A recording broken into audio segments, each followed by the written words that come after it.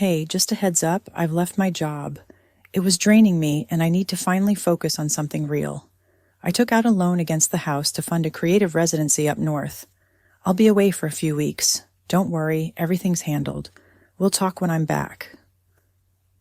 The message came during dinner prep. I was dicing onions, the TV humming in the background, when my husband's text lit up the screen. I read it twice. Then I turned off the stove, washed my hands, and poured a glass of wine. My name is Eleanor.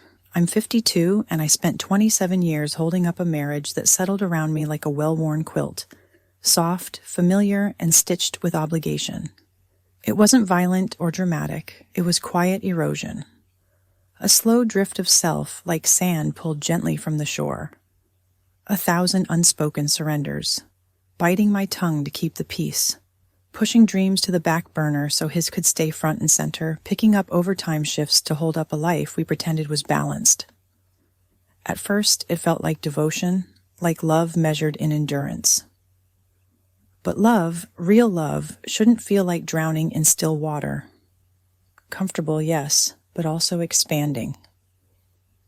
Instead, I found myself shrinking to fit the contours of a life that no longer held me. Somewhere in that long, quiet unraveling, I forgot that love shouldn't feel like holding your breath. Rick had always been the dreamer, the big idea man, the type to scribble business concepts on napkins and spend hours talking about what could be over actual plans. And I was the structure. I made sure the bills were paid, the taxes filed, the mortgage handled. I worked 2 jobs during his failed organic wine startup, and again when he tried to launch a YouTube channel about minimalist living while hoarding gadgets in our garage. And now he'd taken out a loan against our home to finally become an artist. We'd bought the house after my father passed. His life insurance became our down payment. But Rick had insisted on putting both names on the deed. We're partners, he'd said, everything shared. He'd also handled the refinancing, something I let him do because I was busy working overtime as a nurse during the pandemic. He assured me everything was in order. I believed him. Until now. I didn't text back. Instead, I opened my laptop, fingers trembling only slightly, and logged into the county records. The blue light of the screen cast shadows on the kitchen tiles. And there it was, a lien against our home, filed under Rick's name, tied to a personal loan from a creative accelerator fund, whose homepage looked like it had been built in 2007. I stared at the screen. My heart thudded once, loud, but didn't break. That kind of break had already come and gone in quieter moments, the birthdays spent alone, the anniversaries missed, the way he'd stopped asking about my day, my dreams, my anything. I thought about all the times I'd ignored the ache in my chest, the unpaid bills he promised he'd handle, the endless projects started and dropped like forgotten mail, the social gatherings I navigated alone, making excuses for why Rick couldn't be there.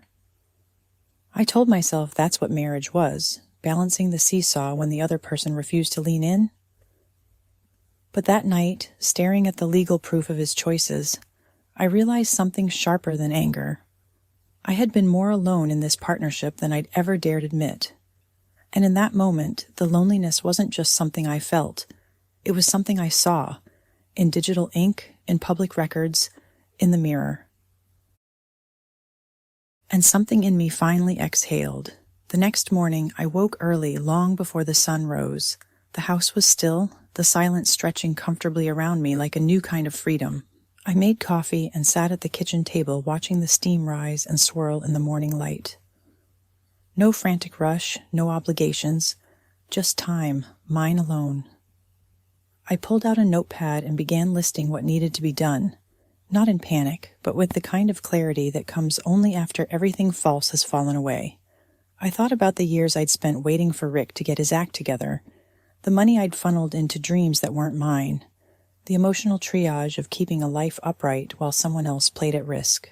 It was time for a different kind of investment. I called my financial advisor. "It's time," I said simply. She didn't ask for details. She'd seen this coming. The first time we met, she'd gently asked if I had a contingency plan. Back then, I had laughed, embarrassed. "Rick means well," I'd said. "He's just not great with follow-through." She'd nodded kindly. "You don't have to wait for a disaster to start protecting yourself," she told me. Her words had stayed with me, quiet and persistent, like the ticking of a clock you only notice when the house goes still. A month ago, we'd moved my 401k into a protected account and rerouted all deposits into an individual trust, just in case.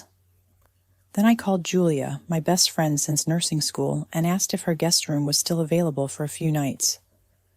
"Of course," she said, "bring wine." By noon, I had packed the essentials, important documents, my laptop, a week's worth of clothes, and the dog. As I zipped up my suitcase, I lingered on small decisions, what books to bring, which picture frames to leave behind. Every choice felt like a goodbye. Even the dog seemed to sense it, following me room to room, ears lowered. I wasn't running, I was reclaiming space, but it still hurt to shed years like old skin. I left a note on the fridge that read, "Don't worry about dinner and don't worry about me. I'll be just fine." Rick returned a few days later to an empty house and a half-empty garage.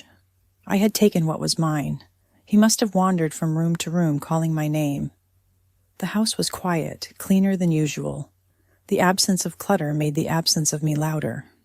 He called 3 times, then texted, "Where are you? Why are you acting like this?" I didn't respond. My lawyer did. That week blurred into quiet meetings, long walks, and deep breaths I hadn't taken in years. Julia made tea each night like it was medicine, and I let myself slow down for the first time in decades. There was something strange but beautiful about not being needed.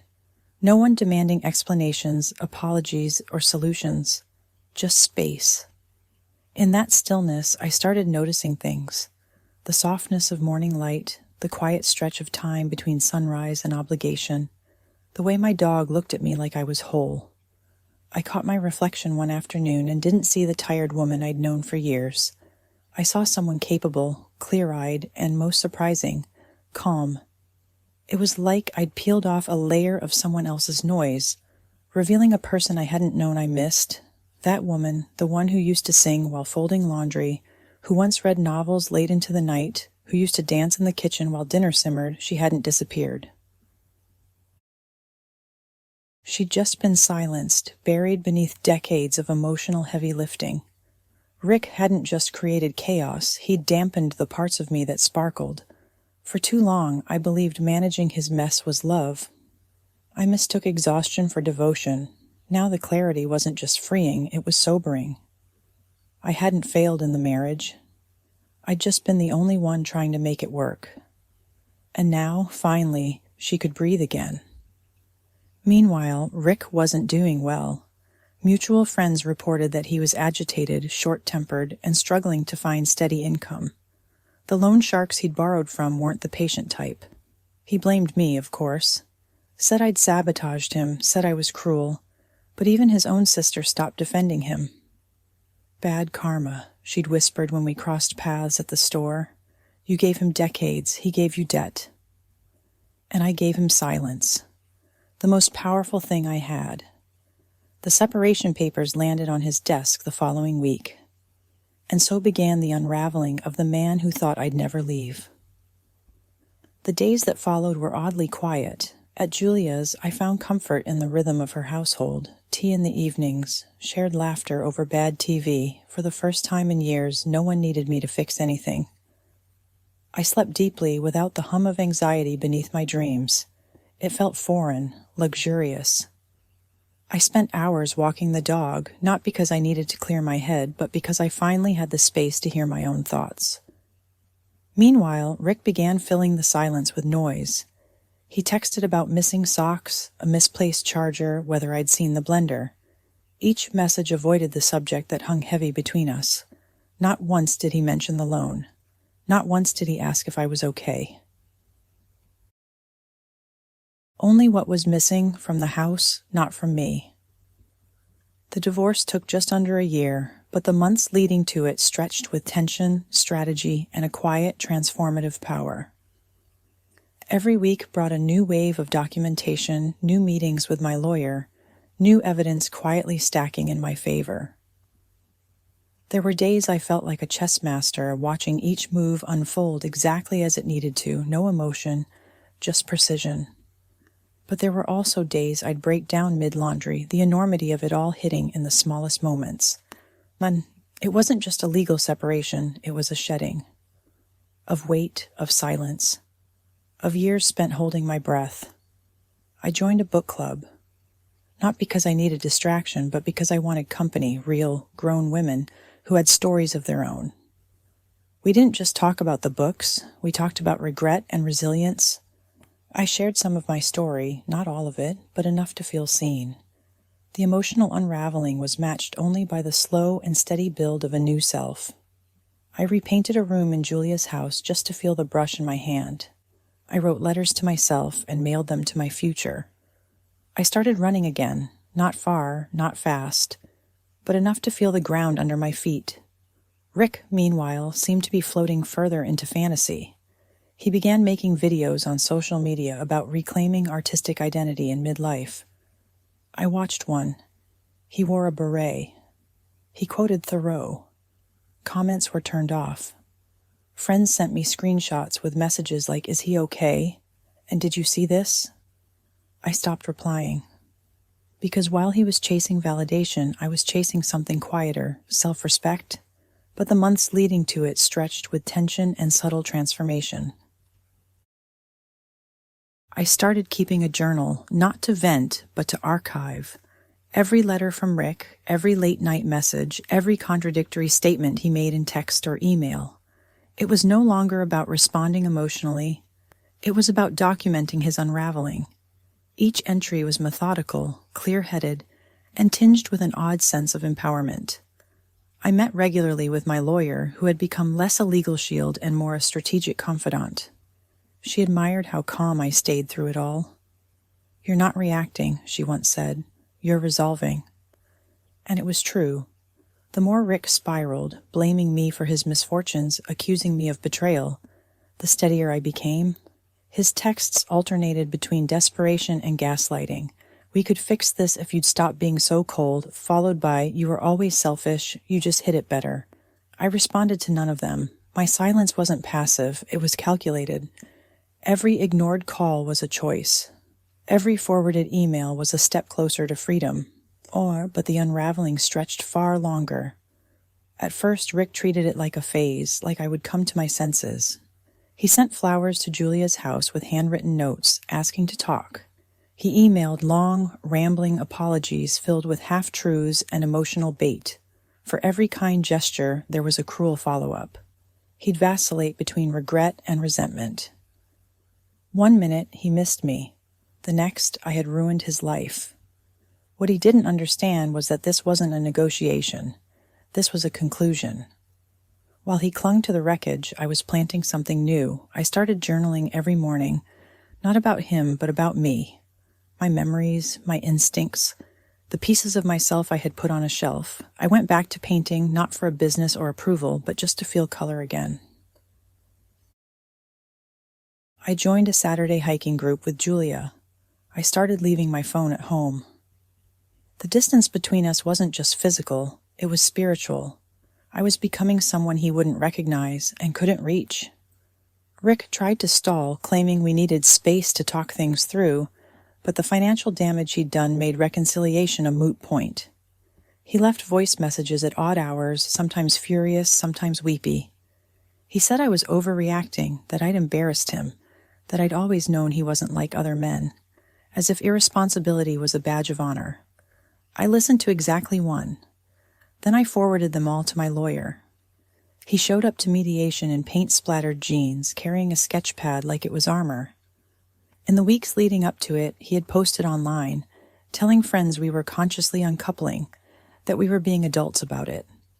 He painted himself as the misunderstood creative stifled by a joyless wife. And when the mediator asked about assets, he smirked.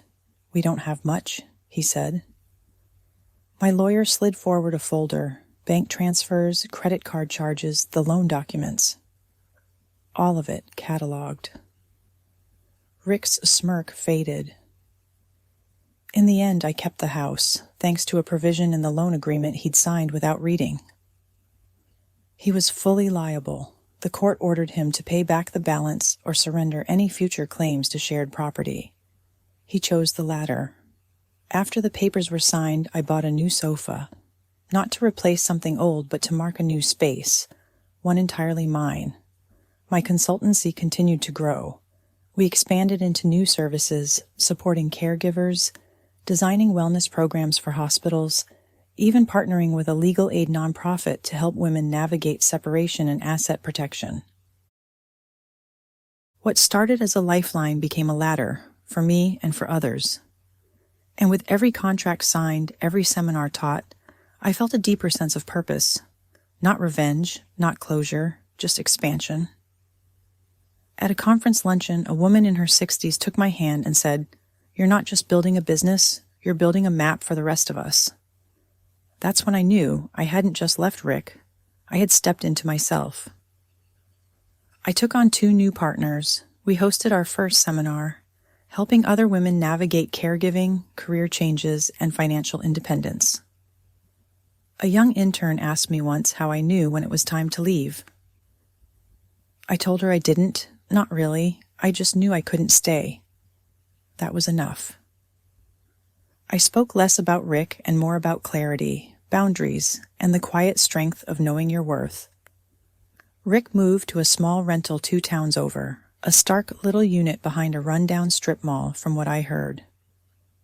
His car broke down twice that month. He posted about corporate sabotage and emotional tyranny in vague, dramatic posts that only made sense if you'd lived through his version of events. His relationship with the 28-year-old fizzled quietly.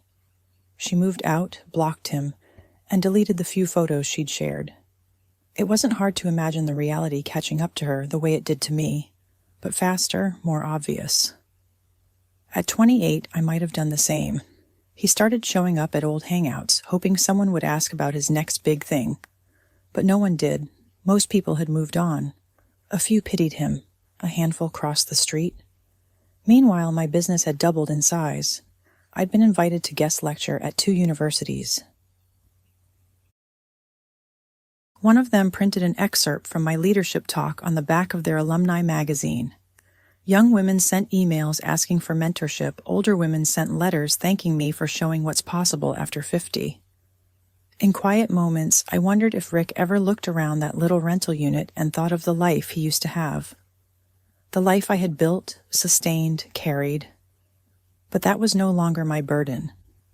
I had long since stepped into the light. His version of the story twisted further with each retelling. At one point, he told an acquaintance he'd left me because I wasn't supportive of his art. Another time, he said I'd secretly manipulated our finances. He forgot that people talk and receipts exist. A former mutual friend forwarded me a blog post Rick had written about starting over. It was full of metaphors about phoenixes and renewal, except all the ashes were apparently mine. I printed it out, highlighted the factual errors, and filed it in my documentation binder. It sounds petty, I know. But I wasn't being vindictive, I was being prepared. Because when someone builds their identity on fantasy, reality becomes your strongest ally. And reality was firmly on my side. By then, even his most loyal defenders had drifted away. His sister stopped replying to his texts. His old drinking buddies had little patience for unpaid bar tabs and self-pity. He blamed inflation. He blamed politics. He blamed me. But never himself. The art residency never invited him back. A local gallery refused to display his work after he lashed out at a critic online. He said people were intimidated by his authenticity. What they were was tired. I heard from a mutual friend that he was teaching watercolor classes at the community center. He'd started dating someone new. She had just turned 28. I felt nothing. Once, that sentence, "he's dating someone 28, might have gutted me. I might have stood in front of a mirror comparing crow's feet and stomach softness. But now, my reflection wasn't the one that had aged poorly. One afternoon, while reviewing employee schedules, I got a package. Inside was a painting. Abstract, moody, messy. With it, a handwritten note. I know I messed up. I was lost. You are always the strong one. I hope you're happy. Rick. I didn't hang it up, but I didn't throw it away either. I kept it in a closet, like a receipt from a life I'd paid for but no longer owed. 3 years to the day after that first message, I was standing at a podium in front of 500 women at a regional leadership conference. My talk, how to walk away without looking back. I told them about the house, the lean, the silence that hid my exit strategy. We're taught to endure, I said, to sacrifice, to stay small so someone else can feel big, but your peace matters more than their potential. They stood when I finished, not for me, I think, but for themselves. Women approached me afterward with stories. One whispered about a hidden savings account. Another said she'd been waiting for a sign. You just gave it to me, she said.